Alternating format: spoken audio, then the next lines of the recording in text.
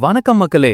150 வருஷங்களுக்கு முன்னாடி, அதாவது 1880கள்ல ஒரு பெண் வீட்டை விட்டு வெளியே வர்றதே பெரிய சவாலா இருந்த அந்த காலத்துல ஒரு இந்திய பெண் கடல் தாண்டி அமெரிக்கா போய் அங்க ஒரு மெடிக்கல் காலேஜ்ல டாக்டர் பட்டம் வாங்கினாங்கன்னு சொன்னா உங்களால நம்ப முடியுமா?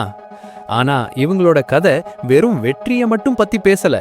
இதுல பல போராட்டங்கள், தாங்க முடியாத சோகம், அழகான நட்புன்னு எல்லாமே கலந்திருக்கு. இந்தியாவோட முதல் பெண் டாக்டரோட பயணத்தை பத்தி தான் இன்னைக்கு நாம டீடைலா பார்க்க போறோம். வாங்க வீடியோக்குள்ள போலாம்.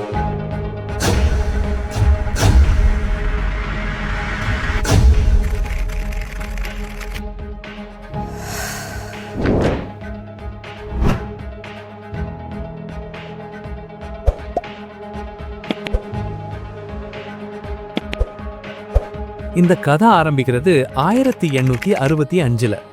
மகாராஷ்டிரா மாநிலத்தில் இருக்கிற கல்யாண் அப்படிங்கிற ஊர்ல பிறந்தவங்க தான் நம்ம யமுனா. இன்னைக்கு உலகமே இவங்களை ஆனந்திபாய்னு கொண்டாடுது. அந்த காலத்துல குழந்தை திருமணம் அப்படிங்கிறது ரொம்ப சாதாரணமான விஷயம். அதே மாதிரி தான் நம்ம ஆனந்திபாய்க்கும் வெறும் 9 வயசுலயே கல்யாணம் நடந்துருச்சு. கொஞ்சம் யோசிச்சு பாருங்களேன். நாம 9 வயசுல ஸ்கூலுக்கு போயிட்டு ஃப்ரெண்ட்ஸோட ஜாலியா விளையாடிட்டு இருந்திருப்போம். ஆனா அந்த சின்ன வயசுலயே இவங்களுக்கு திருமணம் செஞ்சு வச்சுட்டாங்க. இவங்க கணவர் பேரு கோபால்ராவ் ஜோஷி. இவங்களுக்குள்ள இருந்த வயசு வித்தியாசம் தான் இங்க மிகப்பெரிய ஆச்சரியம். ஆனந்திபாயை விட 20 வயசு மூத்தவர் அவர்.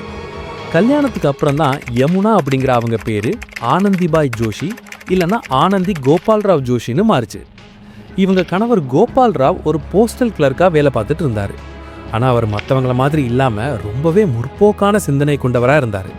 தன் மனைவி கண்டிப்பா படிக்கணும், இந்த சமூகத்துல அவங்களுக்குன்னு ஒரு அடையாளம் இருக்கணும்னு ரொம்ப ஆசைப்பட்டாரு.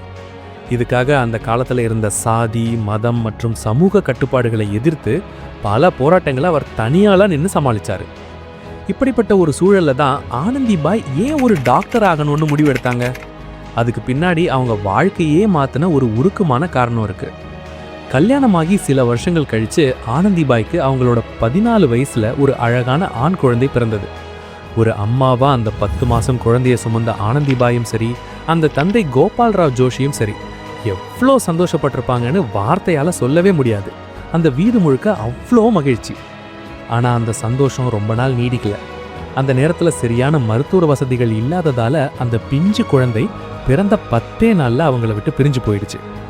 10 மாசம் காத்துக்கிட்டு இருந்த அந்த தாய்க்கு தன் குழந்தைய வெறும் 10 நாள்ல பிரிய வேண்டிய அந்த துயரம், அதுதான் ஆனந்திபாயோட மனசுல ஒரு பெரிய மாற்றத்தை உருவாக்கிச்சு. இனிமே எந்த ஒரு அம்மாவும் ஒரு சின்ன மருத்துவ வசதி இல்லாம தவிச்சு போய் தன் குழந்தையை இழக்கக்கூடாதுன்னு ஒரு வைராகியமான முடிவெடுத்தாங்க. எவ்வளவு கஷ்டம் வந்தாலும் சரி, என்ன தடைகள் இருந்தாலும் சரி, இந்த சமூகம் என்ன சொன்னாலும் சரி, நான் படிச்சு ஒரு டாக்டராகி மற்றவங்களுக்கு உதவணும்னு அவங்க எடுத்த அந்த முடிவு தான் இன்னைக்கு நாம பேசிக்கிட்டு இருக்கிற இந்த வரலாற்று சாதனைக்கு முதல் விதை. मला दुसरं काही करायचं नाही. मी इतका अभ्यास करेन, डॉक्टर होऊन दाखवेन. கோபால்ராவ் தன்னோட மனைவி படிக்கணும்னு ரொம்ப பிடிவாதமா இருந்தாரு. சொல்ல போனா படிப்புன்னு வந்துட்டா போதும், மனுஷன் ரொம்ப கண்டிப்பாவும் சில நேரங்கள்ல பயங்கரமாவும் கோவப்படுவாரு. ஆனந்திபாய் விஷயத்துல அவங்க கணவர் எவ்வளவு கோவப்பட்டாலும் அவரோட ஒரே லட்சியம் ஆனந்திபாய் ஒரு பெரிய இடத்துக்கு வரணுங்கிறது தான். அதுக்காகவே அவர் ஆனந்திபாயை தஞ்சாவூர் அப்புறம் கல்கத்தான்னு பல இடங்களுக்கு அழைச்சிட்டு போய் படிக்க வச்சாரு. அந்த நேரத்துல தான் அமெரிக்காவோட நியூ ஜெர்சியில இருந்த தியோடீசியா கார்பெண்டர் அப்படிங்கிற ஒரு பெண்மணிக்கு ஆனந்திபாய் ஒரு லெட்டர் எழுதுறாங்க. அந்த ஒரு கடிதம் அவங்க 2 பேருக்கும் இடையில ஒரு உன்னதமான நட்பை உருவாக்கிடுச்சு. சொல்லப்போனா ஆனந்திபாய் அமெரிக்கா வர்றதுக்கு தியோடீசியா தான் ஒரு தூணா நின்று எல்லா உதவிகளையும் செஞ்சாங்க. சரியா 1883 ஏப்ரல் 7ஆம் தேதி கல்கத்தா துறைமுகத்துல இருந்து சிட்டி ஆஃப் கல்கத்தா அப்படிங்கிற கப்பல்ல ஆனந்திபாய் தன்னோட அமெரிக்க பயணத்தை ஆரம்பிச்சாங்க. கூட கணவர் வரல, தெரிஞ்சவங்க யாரும் இல்லை, ஒரு பெண்ணோட வைராகியம் மட்டும்தான் கூட இருந்துச்சு.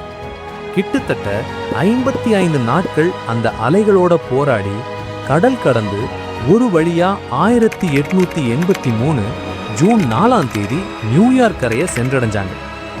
அங்க போனதுக்கு அப்புறம் பென்சில்வேனியால இருக்கிற ஒரு விமன் மெடிக்கல் காலேஜ்ல சேர்ந்தாங்க. ஆனா அங்க போனதும் தான் அடுத்த சோதனையை ஆரம்பிச்சது.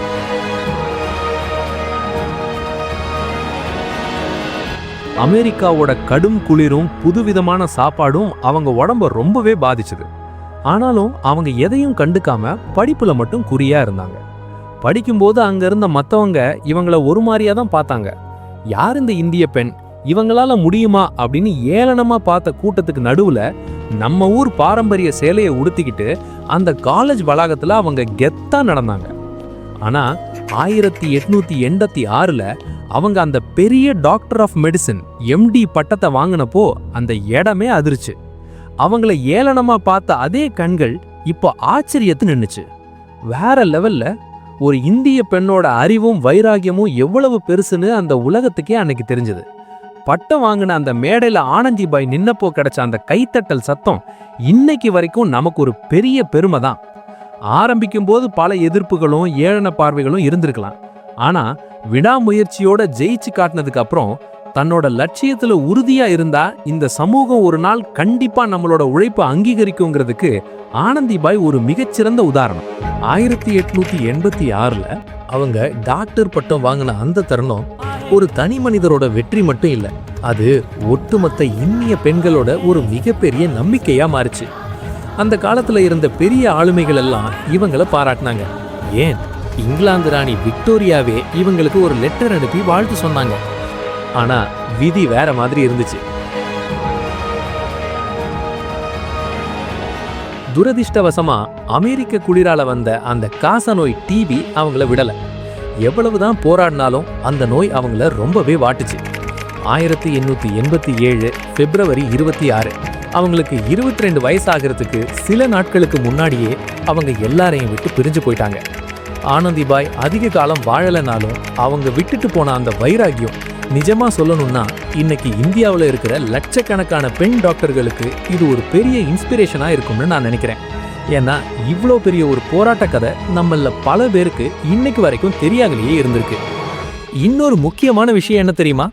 அவங்களோட அஸ்தி இன்னைக்கு வரைக்கும் அமெரிக்காவோட நியூயார்க்ல இருக்கிற பவுகீப்சி ரூரல் செமெட்ரி அப்படிங்கிற மயானத்துல ரொம்ப பாதுகாப்பா இருக்கு. அவங்களோட நெருங்கிய தோழி தியோடிசியா கார்பெண்டரோட குடும்ப கல்லறையிலேயே ஆனந்திபாயோட விருப்பப்படி அவங்க அஸ்தி அடக்கம் செய்யப்பட்டிருக்கு. அங்க இருக்கிற ஒரு கல்லறையில இந்தியாவோட முதல் பெண் பிராமண டாக்டர்னு இவங்க பேரு பொறிக்கப்பட்டிருக்கு. யோசிச்சு பாருங்க, 150 வருஷத்துக்கு முன்னாடி ஒரு இந்திய பெண்ணுக்கும் ஒரு அமெரிக்க பெண்ணுக்கும் இடையில இருந்த அந்த நட்பு எவ்வளோ ஒரு ஆழமானதா இருந்திருக்கும். அதனாலதான் இன்னைக்கும் கடல் கடந்து அவங்களோட நினைவு அங்க வாழ்ந்துகிட்டு இருக்கு. அமெரிக்காவில் யாராவது இருந்தீங்கன்னா முடிஞ்சா கண்டிப்பா ஒரு முறை அங்க போய் பாருங்க. அது எந்த ஊரா இருந்தாலும் சரி, நீங்க எங்க இருந்தாலும் சரி, உங்களுக்கு அந்த இடத்த போய் பார்க்கணும்னு தோணுச்சுன்னா தயங்காம போயிட்டு வாங்க. சோ மக்களே, ஆனந்திபாயோட இந்த அசாத்தியமான சாதனையை பத்தி நீங்க என்ன நினைக்கிறீங்க? கமெண்ட்ல சொல்லுங்க. அப்படியே உங்களுக்கு வேற யாராவது சாதனையாளர்களை பத்தி தெரியும்னாலும் சொல்லுங்க. நம்ம கண்டிப்பா வீடியோ பண்ணலாம். இந்த வீடியோ பிடிச்சிருந்தா லைக் பண்ணி ஷேர் பண்ணுங்க. அடுத்த ஒரு இன்ட்ரெஸ்டிங் வீடியோல உங்களை பார்க்குறேன். போயிட்டு வரேன். டாடா.